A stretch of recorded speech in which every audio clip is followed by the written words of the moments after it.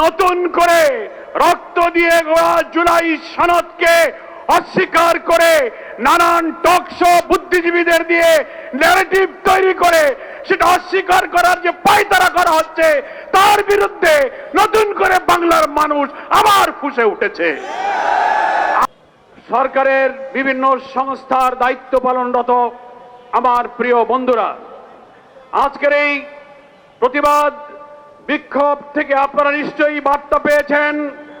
বাংলাদেশের মানুষ এক সাগর রক্তের বিনিময়ে জুলাই বিপ্লবের মধ্য দিয়ে যে নতুন বাংলাদেশের স্বপ্ন দেখেছিল, নির্বাচনে অনিয়ম, ম্যানিপুলেশন, নির্বাচন পরবর্তী সহিংসতা এবং নতুন করে রক্ত দিয়ে গড়া জুলাই সনদকে অস্বীকার করে নানান টকশো বুদ্ধিজীবীদের দিয়ে ন্যারেটিভ তৈরি করে সেটা অস্বীকার করার যে পায়তারা করা হচ্ছে, তার বিরুদ্ধে নতুন করে বাংলার মানুষ আবার ফুঁসে উঠেছে।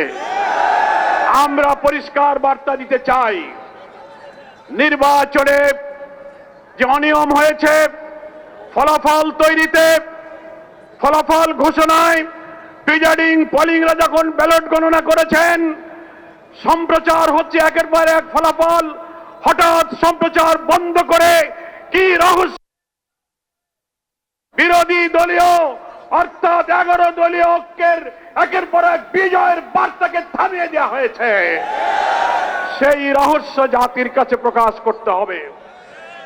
যে সমস্ত আসনে অনিয়মের অভিযোগ নির্বাচন কমিশনে দাখিল করা হয়েছে, নির্বাচন কমিশনকে আমরা বলতে চাই, কোন তালবাহানা না করে অবিলম্বে সেগুলোর সুবিচার এবং নিষ্পত্তি করতে হবে। নির্বাচন পরবর্তী সহিংসতায় দেশের মানুষ বিস্মিত।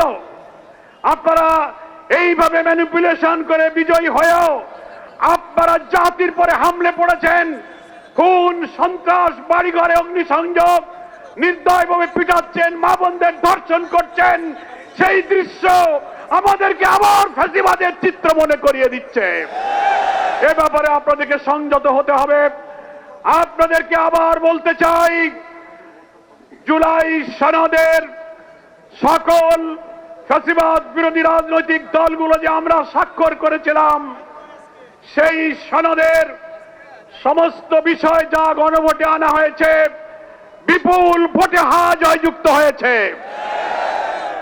দুঃখের বিষয়, বাংলাদেশের অনেক ভোট কেন্দ্রে আমরা লক্ষ্য করেছি ধানের শীষের ভোট আর গণভোটে না ভোট সমান সংখ্যক এসেছে।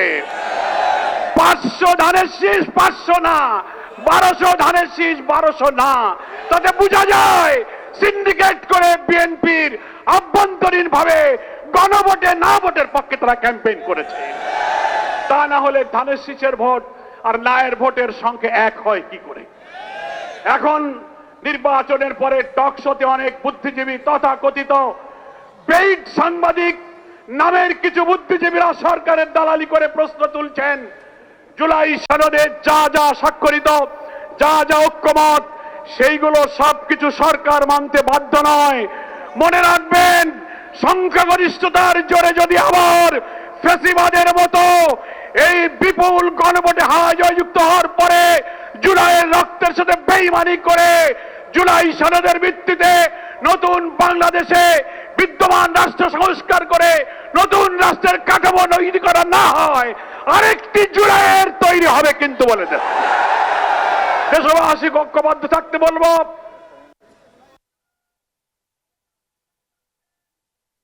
উনি 2 দিন হয়ে পারল না, রক্ত দিয়ে গড়া জুলাই সনদকে অস্বীকার করলে আপনাদেরও সেই ফ্যাসিবাদের পরিণতি বরণ করতে হতে পারে। জুলাই শহীদ যারা, জুলাই হত্যাকাণ্ড 30-40 হাজার আহত ক্ষতবিক্ষত দেহ নিয়ে যারা এখনো হাজারি করছে, যারা শাহাদাতের পেয়ালা পান করে তারা পরিবারকে স্বজন হারা করেছে, তার বিচার এখনো হয়নি। আপনাদেরকে সেই বিচার করতে হবে। শহীদ ওসমান বিন হাদির প্রকাশ্য দিবালোকে হত্যা করে আপনারা যে নাটক সাজিয়েছেন, সেই বিচার আজও শেষ হয়নি।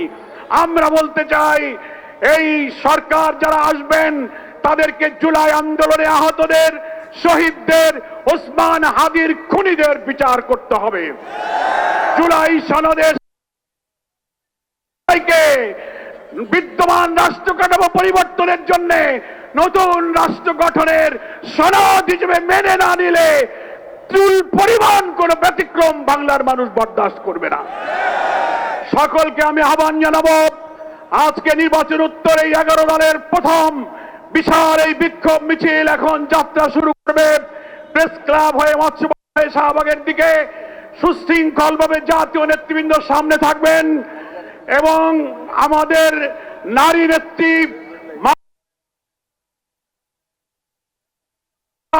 দায়িত্বশীলরা থাকবেন। সুশৃঙ্খলভাবে এখন আমরা মিছিল নিয়ে সামনে গিয়ে